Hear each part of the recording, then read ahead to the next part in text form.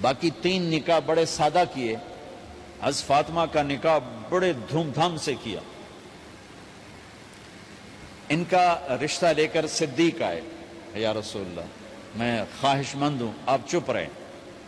پھر حضرت عمر بعد میں گئے، یا رسول اللہ میں خواہش مند ہوں، آپ چپ رہے۔ تو عبد الرحمن بن عوف رضی اللہ تعالیٰ نے حضرت علی سے کہا، علی تو جا، تجھے دے دیں گے۔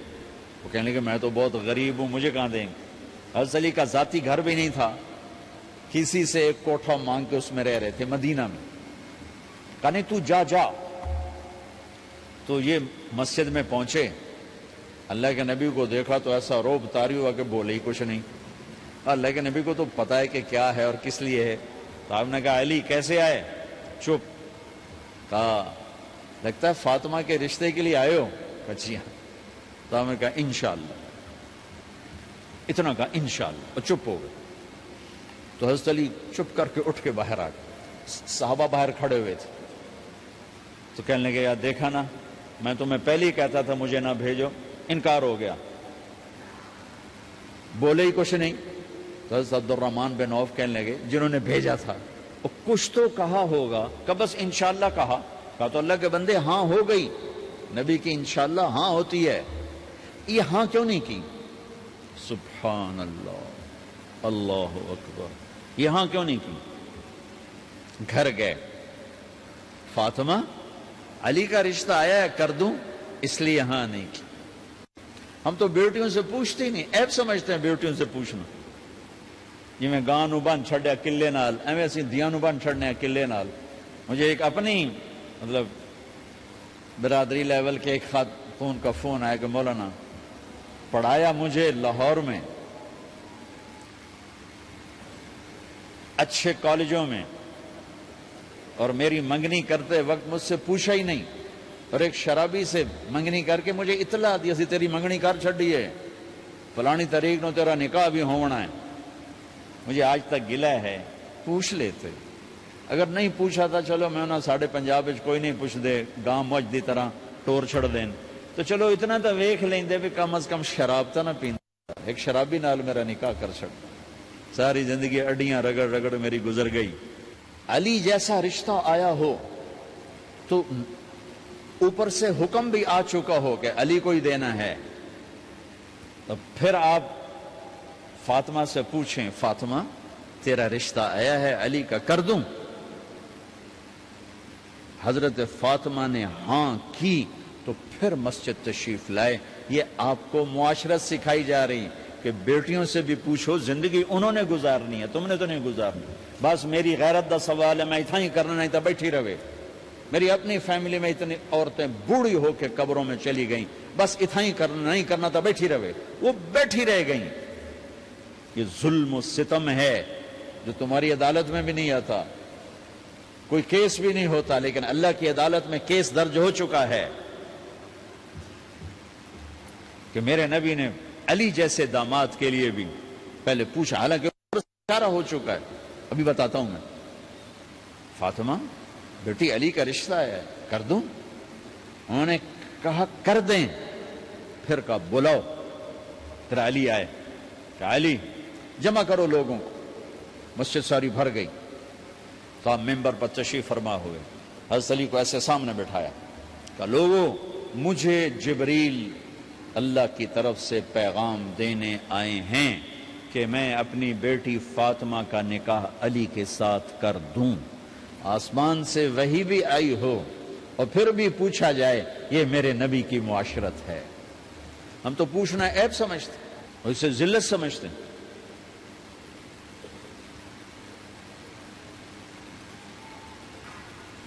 پھر آپ نے اتنا بڑا اہتمام کیا، مسجد نبوی پرانی جو آپ کے زمانے کی تھی، بہت بڑا ہال تھا، اس کا بھرا ہوا تھا۔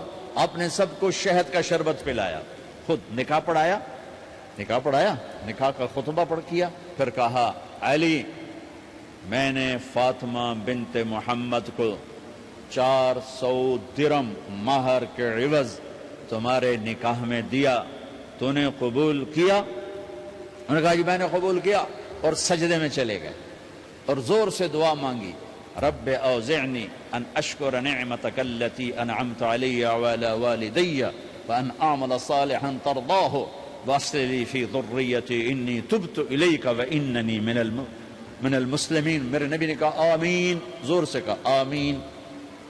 نکاح ہو گیا. رخصتی ہوئی 6 مہینے بعد، 1 مہینے بعد، 1 سال بعد. 3 روایات ہیں، فوراً 4 روایات. لیکن زیادہ صحیح ہے دیر کے بعد، فوراً نہیں ہوئی، کچھ عرصے کے بعد رخصتی ہوئی.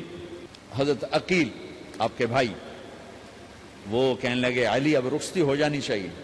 تو یہ دونوں مل کر آئے سلمان فارسی کے پاس کہ سلمان بھائی ہماری رخصتی کروا دو. سلمان فارسی کا بڑا احترام تھا. انہوں نے جا کر بات کی ام سلمہ رضی اللہ تعالیٰ عنہ سے. ام سلمہ نے بات کی اللہ کے نبی سے کہا ہاں آ جائے لے جائے، آ جائے لے جائے. تو علی رضی اللہ تعالیٰ عنہ اپنی اونٹنی لے کر آئے. تو حضرت علی کا گھر وہ کرائے پر گھر تھا ایک کونے پر. تو وہاں اسما بنت امیس اور ام ایمن گئیں اور اس کے فرش کو لیول کیا، فرش میں سرخ مٹی ڈال کے اس کو لیول کیا اور دیواروں کی پوچا پاچی کی اور وہاں کھوٹیاں لگائیں کپڑے ٹانگنے کے لیے. آپ نے حضرت عائشہ، حضرت ام حبیبہ، حضرت ام سلمہ سے فرمایا تمہیں پتہ ہے نا مجھے فاطمہ سے کتنا پیار ہے، اسے دلہن بناؤ. دلہن بنانا بھی سنت ہے، دلہن بناؤ، اسے دلہن بناؤ. تو آپ کو دلہن بنایا گیا. پھر علی رضی اللہ تعالیٰ عنہ تشریف لائے سلمان فارسی اور عقیل کے ساتھ.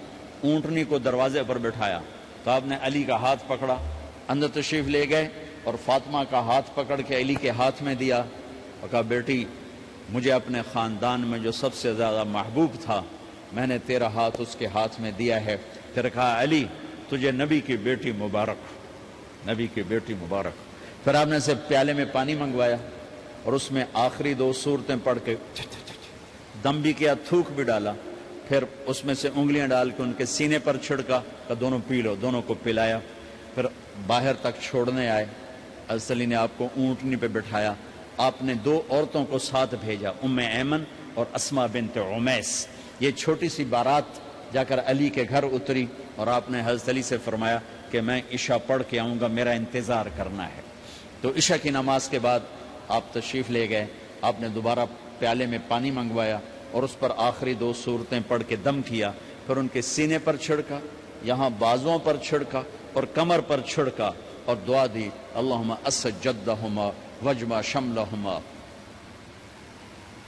وبارک علیہما واخرج منہما ذریۃ صالحہ. یہ دعا دی آپ نے اس وقت کہ میرے مالک ان کے جمع ہونے میں برکت عطا فرما اور ان کو سعادتیں عطا فرما اور ان کو نیک اولاد عطا فرما.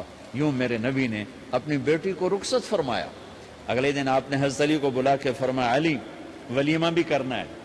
کہنے لگے یا رسول اللہ میرے پاس تو کچھ نہیں.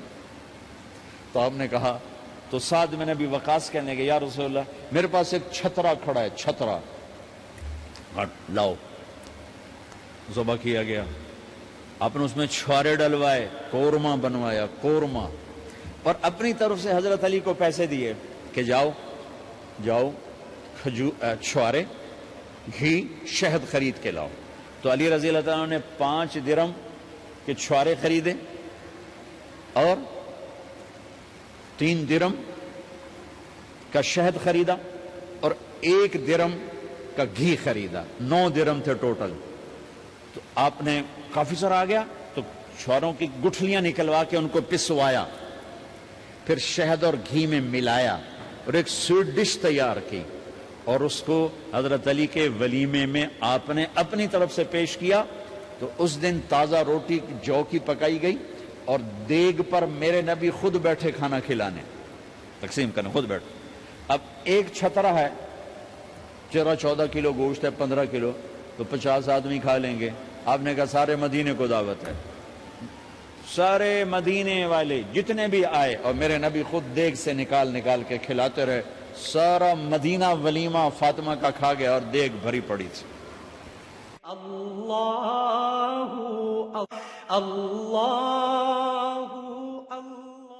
تو ولیمے میں تکلف جائز ہے، سادگی بھی جائز ہے. سادگی بھی سنت ہے، تکلف بھی سنت ہے. ہاں جو ہماری خرافات ہیں، فضولیات ہیں، یہ تباہ کن ہیں، ان سے بچنا بڑا ضروری ہے۔ اور بھائیو، کسی کی شادی ہو، اس بچے کی ہو رہی ہے، یہ افسر ہے، ایک ریڑھی والے کی ہو، کسی بھی گھر کی آبادی کا ایک ہی سبب ہے، وہ میٹھا بول ہے، وہ اچھا سلوک ہے۔ جس کی بیٹی کو لے جا رہے ہو اسے عزت دینا، اور یہ جو جا رہی ہے یہ ان کو اپنا ماں باپ سمجھے، اپنے خامند کے ماں باپ کو اپنے ماں باپ سمجھے، جاتے ہی لکیریں لگانا نہ شروع کر دے، میں انہوں وکھرا کرتے انہوں ایدے کرتے انہوں ایدے کر۔ وہ اپنے گھر کا ایک فرد بن کے زندگی گزاریں، جو لے کے جا رہے ہیں ان کے ذمہ ہے کہ اس کو بیٹی بنا کے لے جائیں۔ سسرال جو ہوتے ہیں وہ ہمیشہ عیب دیکھتے ہیں، خوبیاں انہیں نظر ہی نہیں آتی، تو کھٹ بٹ تو ہوتی رہتی ہے، کوئی ایسی بڑی بات نہیں، کھٹ بٹ کو صلح میں بدلو، مزید جھگڑا نہ بڑھاؤ۔ میرے نبی حضرت فاطمہ کے گھر آئے، دیکھا تو آپ اداس بیٹھی، آپ نے کہا فاطمہ بیٹی کیا ہوا؟ کہ میرا اور علی کا جھگڑا ہو گیا۔ اچھا، خود گئے بیٹی کے باپ ہو کر، دیکھا تو حضرت علی مسجد میں سوئے ہوئے تھے، آپ نے ان کو اٹھایا، کہا یا ابا تراب قم، آپ کو یہ ٹائٹل یہاں ملا، اے ابو تراب۔ فرمایا کرتے تھے کل کائنات ملتی تو اتنی خوشی نہ ہوتی جتنا اس ٹائٹل کی خوشی ہے۔ ابو تراب کہنے کا کیا مطلب تھا؟ کہ اظہار محبت کے لیے ایسے ٹائٹل دیے جاتے تھے، تو ابو تراب کہہ کر یہ میسج دیا کہ میاں بیوی کی لڑائی ہوتی رہتی ہے، میں تجھ سے ویسے ہی محبت کرتا ہوں جیسے پہلے کرتا تھا، یہ میسج دیا اس نے۔ اب حضرت علی کو لائے اٹھا کر اور گھر میں تشریف لائے، نہ علی کی سنی نہ فاطمہ کی سنی۔ ہاں بھائی علی کی مسئلہ ہے، ہاں بھائی فاطمہ کیا مسئلہ ہے؟ یہ مسئلے سن کے بھی زیادہ لڑائی ہو جاتی، صلح کراون والے بھی آپ ہو دو چار لتر مار کے آ جاندے۔ تو میرے نبی نے کیا کیا؟ سبحان اللہ، زمین پر لیٹ گئے، ادھر علی کو لٹایا، ادھر فاطمہ کو لٹایا، علی کا ہاتھ اپنی ناف پہ رکھا، فاطمہ کا ہاتھ ان کے ہاتھ پہ رکھا، اور بیٹی کے ہاتھ پر اپنا ہاتھ رکھا۔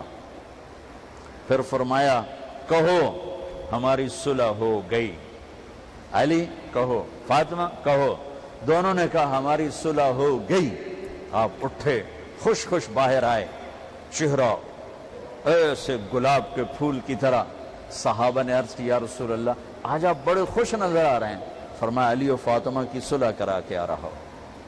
تو کھٹ بٹ ہو جانا تو کوئی بڑی بات نہیں ہے، مطلب یہ وہ گھر ہے، میں اس گھر کی کیا تعریف کر سکتا ہوں۔ تو میں آگے کا ایک قول سنا دیتا ہوں ابن عباس کا، کہ جنت میں نور کی چمک اٹھے گی، سارے جنتی کہیں گے یہ نور کیسا نور ہے بھائی جو ساری جنت کے نور پر چھا گیا؟ تو فرشتے بتائیں گے کہ او جنت الفردوس میں علی و فاطمہ بیٹھے ہیں، کسی بات پہ ہنسے ہیں، ان کے دانتوں سے جو نور نکلا ہے اس نے جنت کو روشن کر دیا۔ لیکن کھٹ پٹ یہاں بھی ہو گئی، ان سے بڑا گھر میرے نبی کا ہے، وہاں بھی کھٹ پٹ۔ ایک دفعہ آپ نے حضرت عائشہ سے کہا مجھے پتہ لگ جاتا جب تو مجھ پہ ناراض ہوتی ہے، مجھے پتہ چل جاتا ہے۔ انہوں نے عرض کی یا رسول اللہ آپ کو کیسے پتہ چلتا ہے؟ کہ جب تو مجھ پہ ناراض ہوتی ہے نا تو قسم اٹھاتے ہوئے کہتی ہے ابراہیم کے رب کی قسم، اور جب مجھ پہ راضی ہوتی ہے تو پھر تو قسم اٹھاتے ہوئے کہتی ہے محمد کے رب کی قسم۔ کہ ایسے مجھے پتہ چل جاتا ہے جب تو کہتے ہیں نا ابراہیم کے رب کی قسم، تو مجھے پتہ چل جاتا ہے کوئی کھٹ بٹ ہو گئی ہے۔ تو نبی کے گھر میں بھی ہو جاتی ہے، یہ مسئلہ تو ختم ہوگا جنت میں۔ ہمارے ذمہ ہے کہ ان چیزوں کو کم کریں، یہ ایک میرے نبی کی معاشرت ہے میرے بھائیوں، اسے سیکھو، اسے سمجھو۔